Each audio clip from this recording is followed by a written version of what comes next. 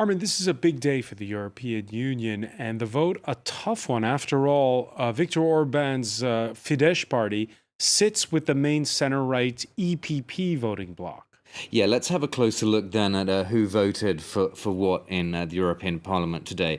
So first, we've got a pie chart of the overall situation. So clear majority there in favour of taking action against Hungary, 65%, 28% against taking action on Hungary, and 7% abstaining. So that's the overall picture. But it gets more interesting when you look at the Conservative Party, the European People's Party.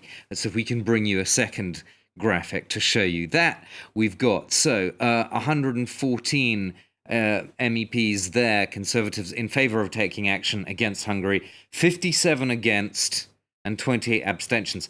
That gives the EPP the lowest cohesion of any of the groups that voted today, just 35%.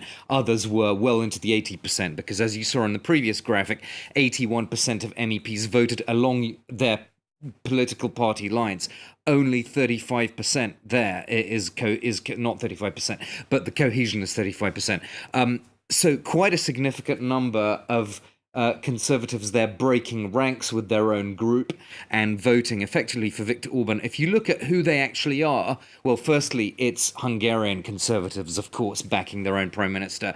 A few of Hungary's neighbours, Slovenia, which is an immediate neighbour, quite a few MEPs there backing Orban as well. Interestingly, though, a lot of Italian Conservatives were voting in solidarity with their Hungarian conservative counterparts. So although there's this east-west divide, Hungary, not many German or French conservative MEPs, for example, were voting along with the Hungarians, but a lot of quite a few Italians were. So it's not a completely clear east-west divide, because there was this kind of solidarity between Italy and Hungary within that conservative group on the question of migration, notably.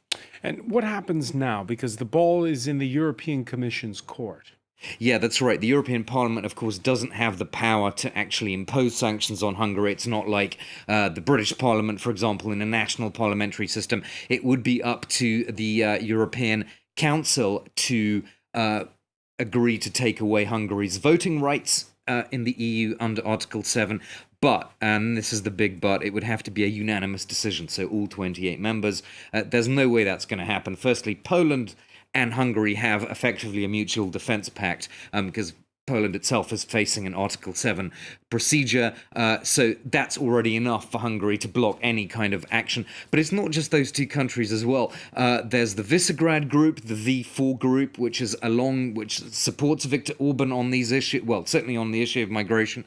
And beyond that, we have Austria as well, which is at the moment aligned with the V4, because Austria has a chancellor who's sort of in line with these ideas on migration, but also, crucially, Austria holds the rotating presidency of the EU.